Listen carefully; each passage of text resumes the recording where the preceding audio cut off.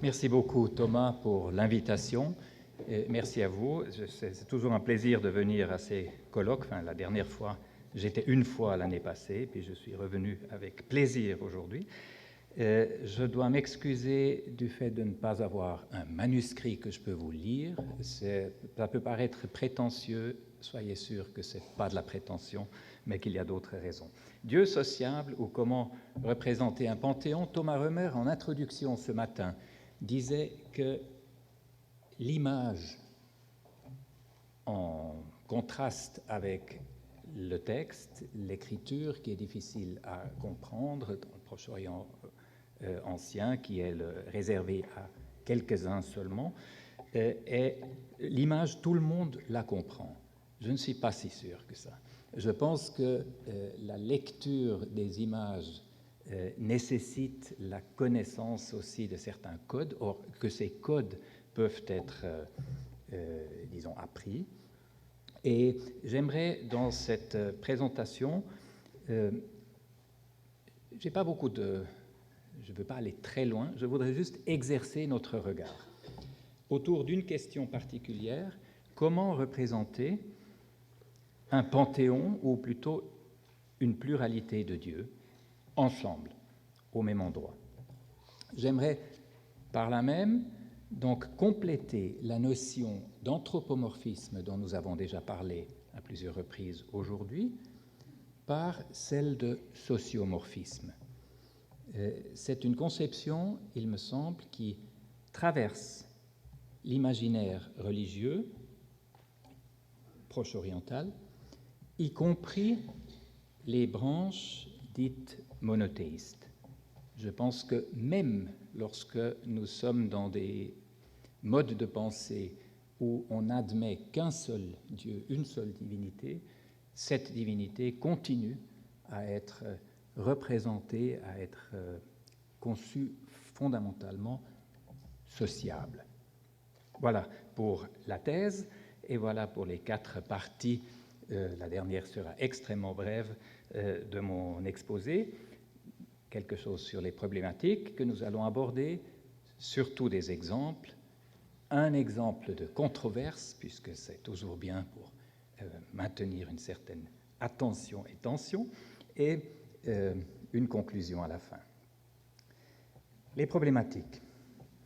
Je commence par le psaume 82, 82, juste en y faisant référence, parce que c'est un texte, la plupart de vous le sauront, qui met lui-même en scène une sorte de passage d'une pensée polythéiste à la notion d'un seul Dieu qui peut légitimement prétendre au statut de Dieu.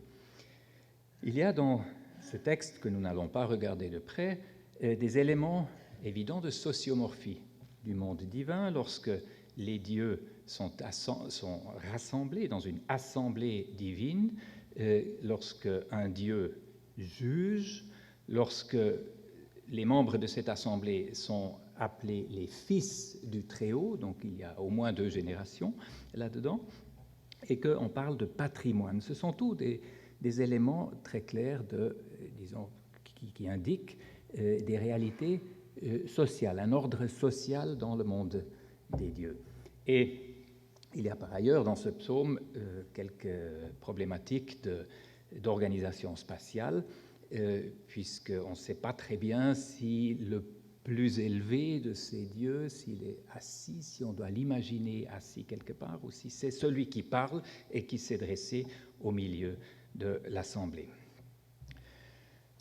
Ceci juste comme toile de fond, et nous allons peut-être y revenir tout à la fin.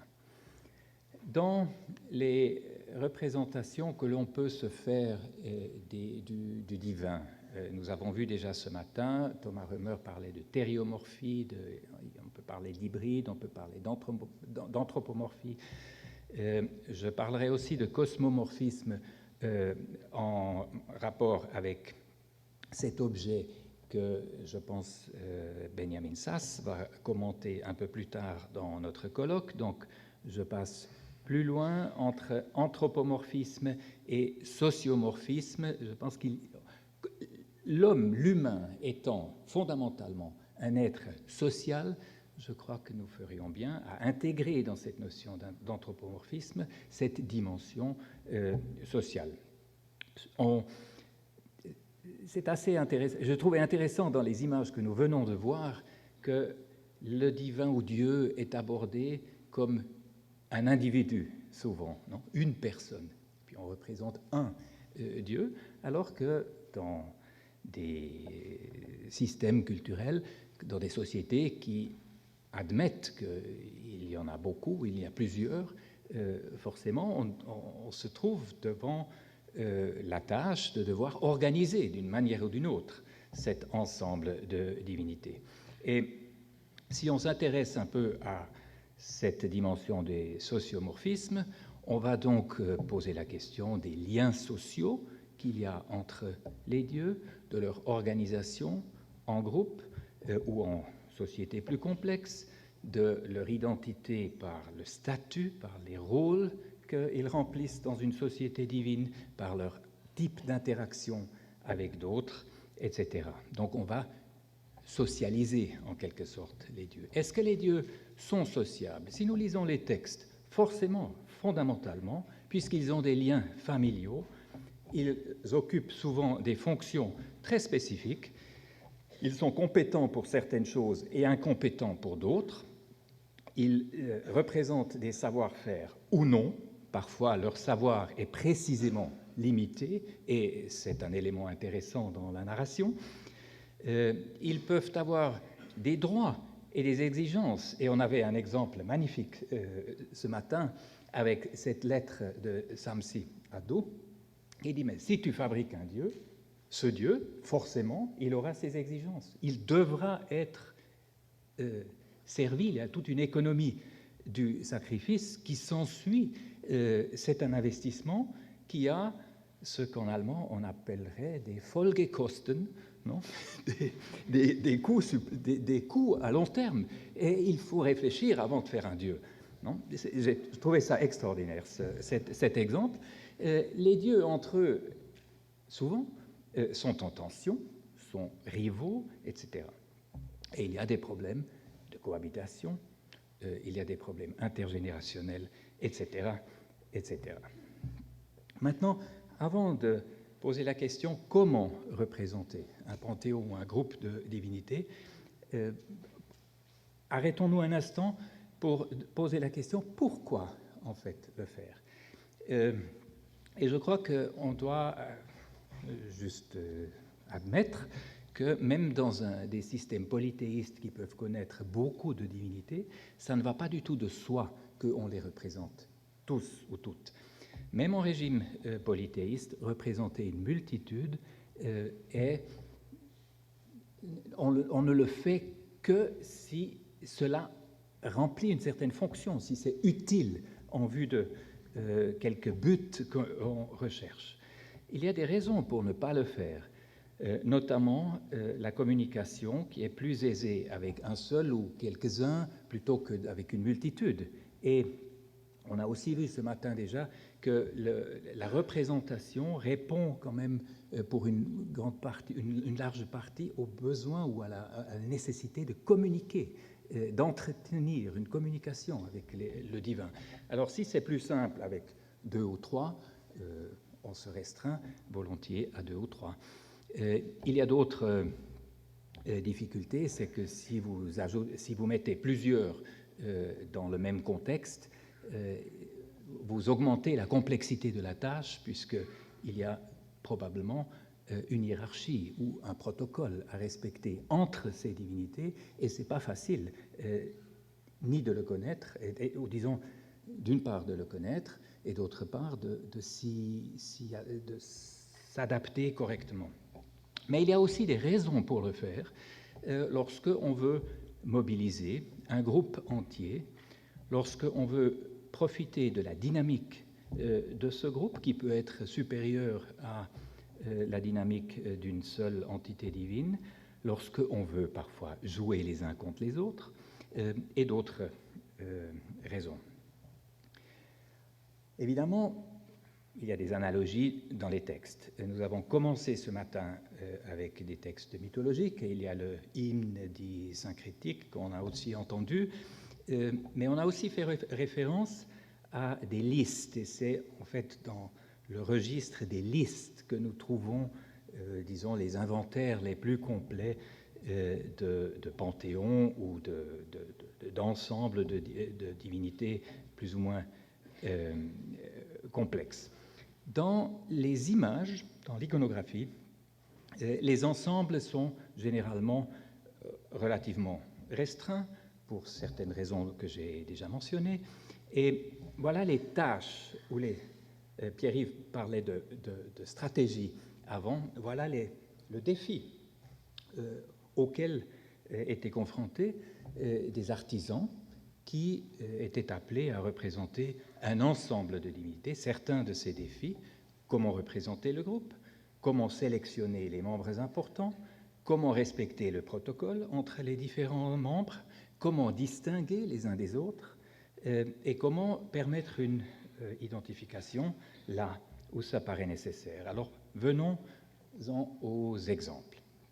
C'est avec cette représentation que, personnellement, j'ai commencé à m'intéresser à cette problématique du sociomorphisme parmi les divins. C'est le déroulement d'un cylindre sceau paléo-syrien qui se trouve aujourd'hui dans les collections Biblé-Orient de l'Université de Fribourg. Et vous voyez là un certain nombre de divinités alignées, et de gauche à droite, il y a un certain mouvement vers une divinité qui est assise sur une sorte de podium, sur un trône, et entre les trois divinités marchant vers la droite et la divinité assise qui, dans son dos, a encore une autre divinité immobile, puisque le tronc de cette divinité est formé par ce qui représente une montagne.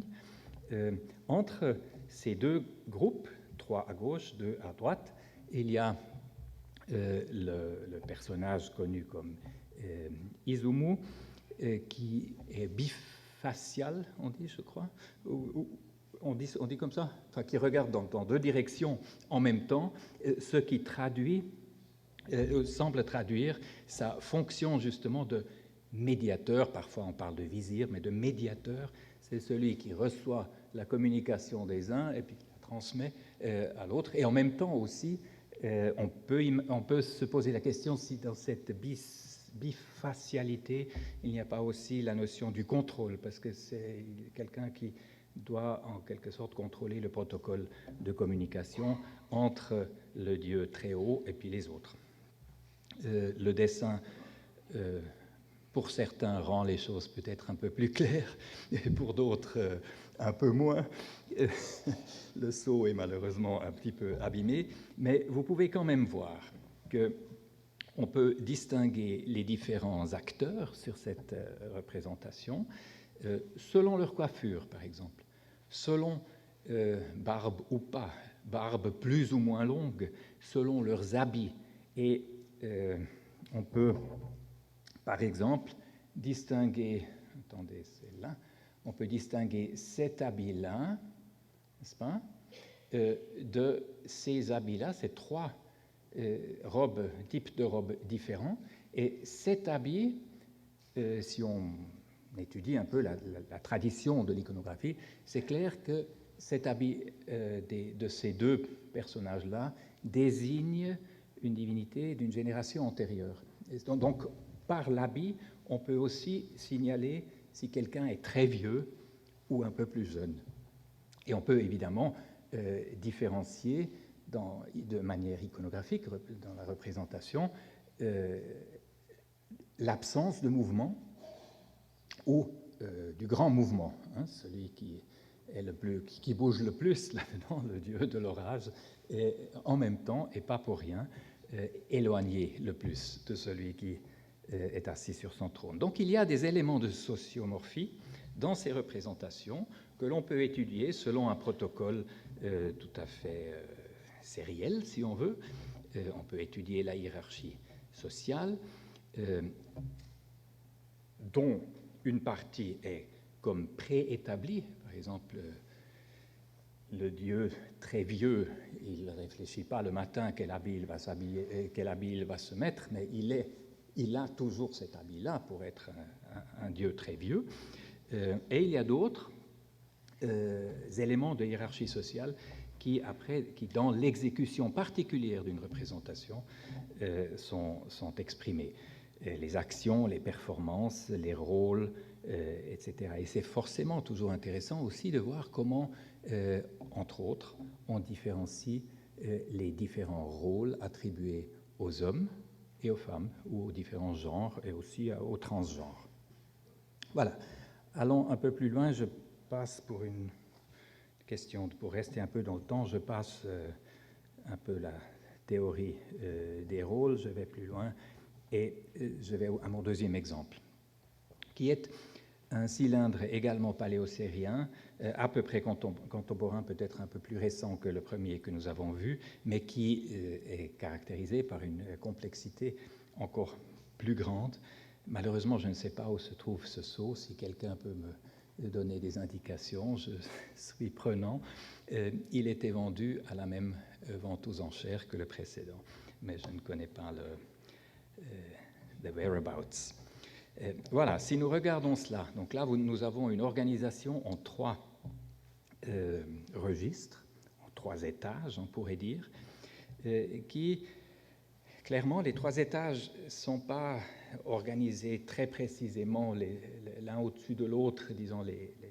On doit d'abord chercher un peu pour trouver comment, de gauche à droite, délimiter l'espace de la représentation, mais on voit bien qu'en bas, tout en bas, il y a un mouvement vers la gauche qui s'arrête à un homme assis regardant vers la droite, et tout en haut, il y a un mouvement vers la droite qui s'arrête à un dieu, en l'occurrence de nouveau le dieu de l'orage, qui regarde vers la gauche. Donc là, on a très clairement une focale d'attention et un mouvement, et après un protocole de proximité.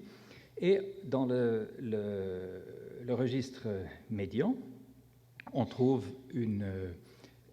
un groupe de dieux, à peu près tous représentés de la même manière, et tous assis.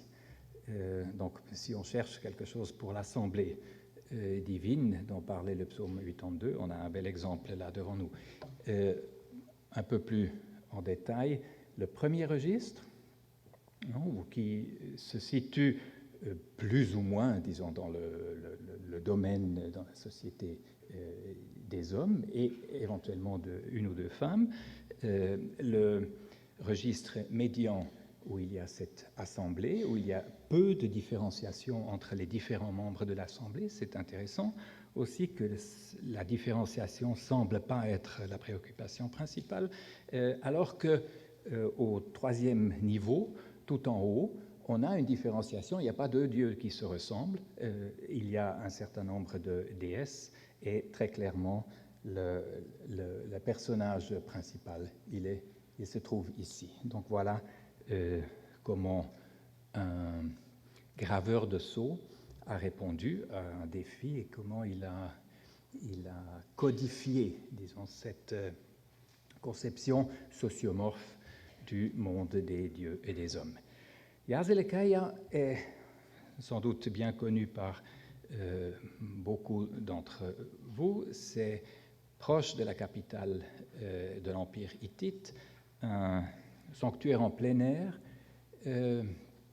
qui montre une sorte de procession de divinités dans des sculptures rupestres. Je vous montre quelques photos juste pour vous faire une idée. Et puis regardons maintenant de près comment ces artisans ou artistes-là ont différencié le monde des dieux. On commence à gauche, à l'entrée de cet espace, par un groupe de dieux, de 12 dieux, qui sont apparemment un peu subalternes, disons peu différenciés. Ils ont tous le même aspect, ils sont anonymes, ils ne sont pas identifiés par des noms. Donc on a un groupe, de nouveau, un collectif. La notion d'un collectif où, comme dans un petit groupe de soldats ou de policiers, on n'a pas besoin d'identifier chacun par nom. On a l'équipe, on a le groupe, et c'est peut-être même pas utile de connaître les noms. Si on va plus loin, on va voir 3 dieux montagnes, et c'est clair que ces dieux-là, ils ne bougent pas, ils sont immobiles, ils sont solidement ancrés là où ils sont. Nous allons en voir encore d'autres après. 2 de ces 3 étaient nommés. Ensuite, nous avons des groupes, nous avons des divinités qui opèrent par groupe, soit par paire, soit par 3. Et on n'a pas le temps d'aller bien dans les détails, donc je m'excuse, je vais un peu plus vite, jusqu'à ce qu'on arrive à ces 2 hybrides qui sont debout avec des corps de taureaux. Ils sont debout sur le symbole de la terre et ils tiennent vers le haut le symbole du ciel. Donc c'est le passage du terrestre au céleste. Dans d'autres contextes, on parlerait des horizons, et ces horizons ont une forme dans la représentation très très spécifique, voilà, comme ça. On n'a pas le temps d'aller jusqu'à Ézéchiel 1 pour approfondir cela, mais on a ici très clairement le passage d'une catégorie de dieux à une autre. Et si on va... Pardon, là j'ai été un peu trop vite. Attendez. Là. Vous voyez qu'avec le passage de cette catégorie de divinités opérant par groupe, nous arrivons à une catégorie de divinités qui sont identifiées par un nom et qui opèrent chacun pour soi. Donc chacun a bien son rôle à lui, sa fonction propre. Il y a une plus grande attention portée à l'individualité. Il y a ensuite la complémentarité, ici un couple de haut rang, le dieu soleil et le dieu lune, et un autre couple de haut rang, et la seule déesse dans ce monde de Mecque, là à gauche, avec sa suite, donc 2 femmes qui accompagnent cette déesse. Donc là, il y a comme une petite cellule féminine dans un monde très très masculin. Nous allons voir encore là le complément à cela. Et enfin, on arrive au sommet de la hiérarchie, une montagne, encore une montagne. Vous voyez des dieux sur des montagnes, ensuite de nouveau des montagnes personnifiées, et le grand dieu majeur, Teshub, avec son épouse, Rebat, et leur jeune fils. C'est intéressant que le fils soit attribué à la sphère de la maman et pas du père, très intéressant. Et ensuite, des femmes, et je vais juste vous montrer encore ce qu'on trouve ici. Alors c'est une longue suite de dames, peu différenciées, à part leur nom, toutes représentées de la même manière. Donc il y a peu de différenciation de rôle, il suffit d'être femme, il suffit d'être l'épouse de, etc., dans cette représentation du monde divin. C'est quand même remarquablement intéressant, non, ce manque ou cette absence de différenciation à droite par rapport à ce qu'on a vu à gauche dans cet ensemble. Voilà. Je crois que je ne dois pas récapituler. On aura vu qu'on peut étudier une hiérarchie sociale à partir des représentations, on peut identifier les critères de différenciation et que ça peut être tout à fait intéressant de le faire de manière systématique partout là où on trouve des représentations de ce genre. On pourrait le faire, par exemple, à Alep, dans le temple du dieu de l'orage, qui a été fouillé il y a une quinzaine d'années par Kai Kohlmeier dans la citadelle d'Alep. On ne sait pas ce qu'il en est aujourd'hui de cet endroit. et où évidemment le dieu de l'orage est au centre, comme il l'était dans d'autres représentations que nous avons vues et comme il l'est aussi à Malatya. Je vais un peu plus vite pour des raisons de temps. Dans le détail, on pourrait, si on comparait ces représentations dans le détail, on pourrait voir dans les nuances que probablement nous avons là des divinités de référence pour des groupes aussi aux traditions culturelles différentes. Donc ce sanctuaire régional ou ce temple d'importance régionale qu'était le temple de Hadad à Alep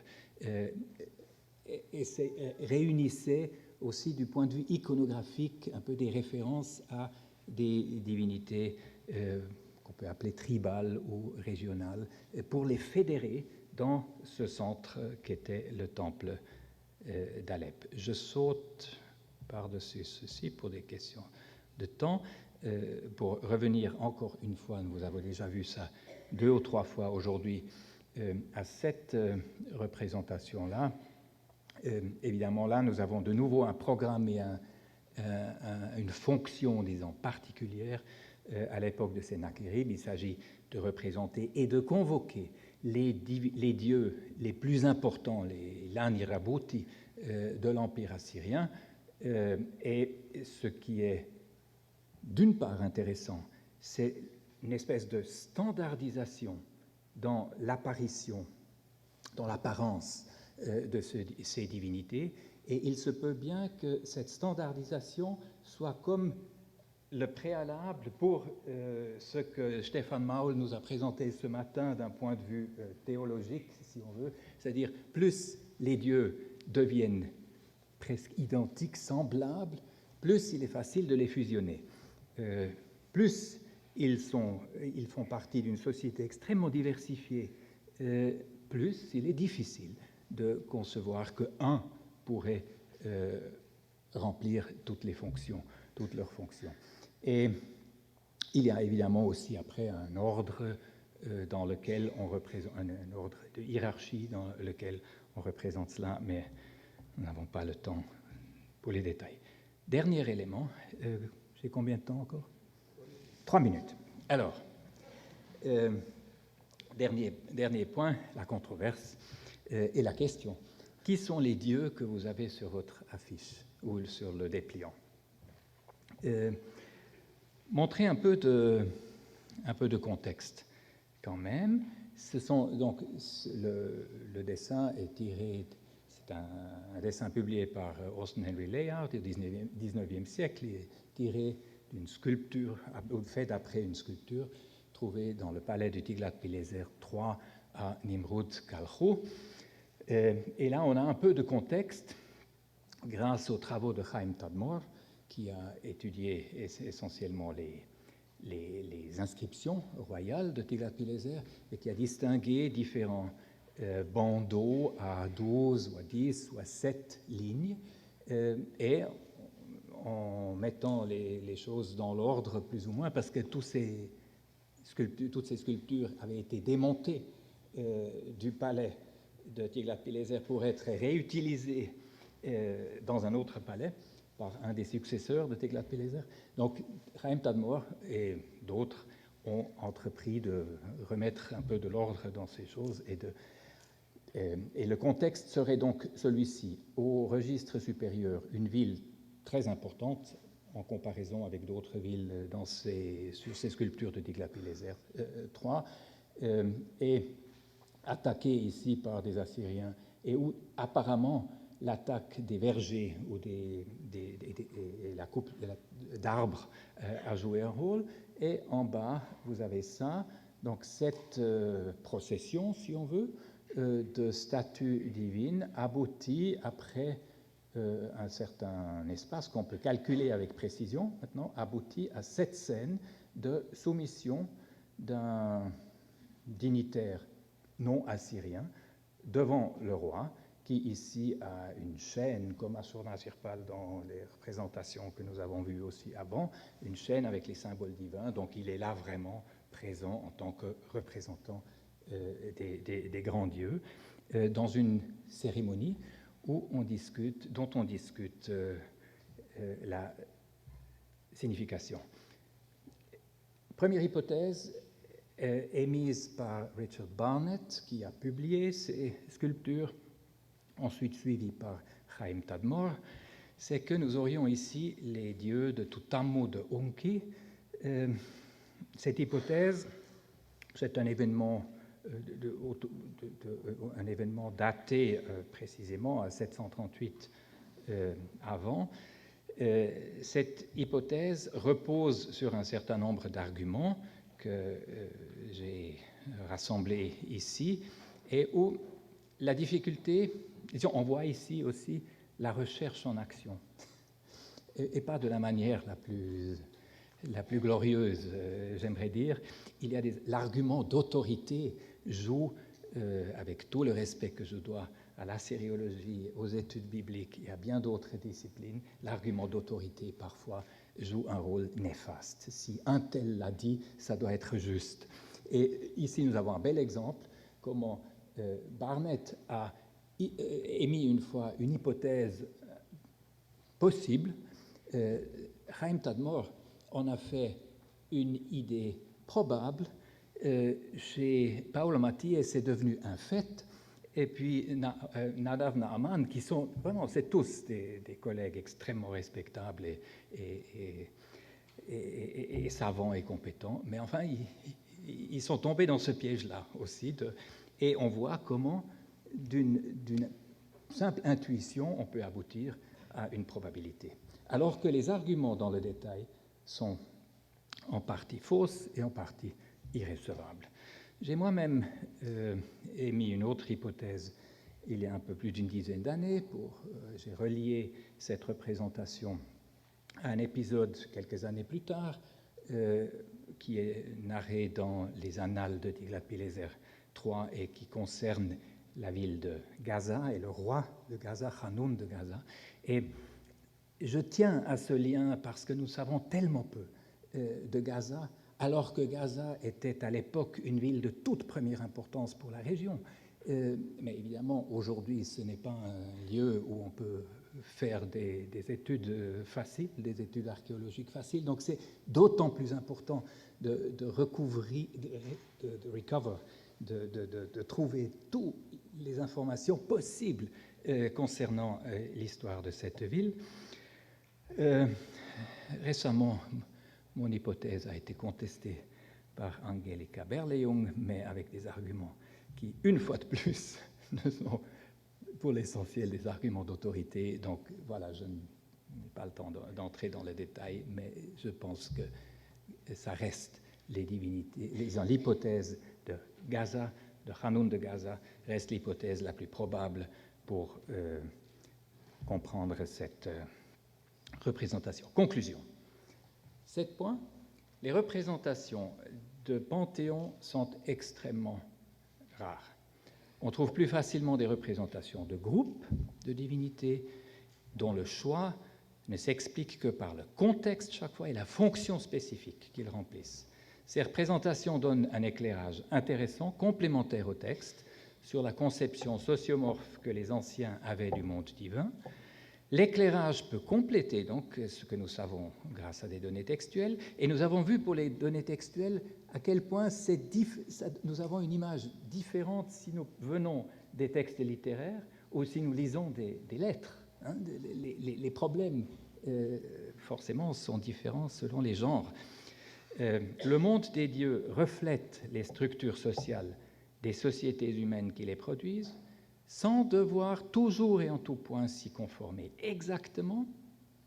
Réduire la pluralité des dieux jusqu'à n'admettre plus qu'un seul n'élimine pas pour autant la dimension sociomorphe de l'imaginaire religieux, et en l'absence de figuration iconique de Dieu, les traditions monothéistes n'en préservent pas moins, et je pense que le psaume 82 était un bel exemple, dans leur langage, la mémoire de personnages ou d'un personnage éminemment social. Je vous remercie.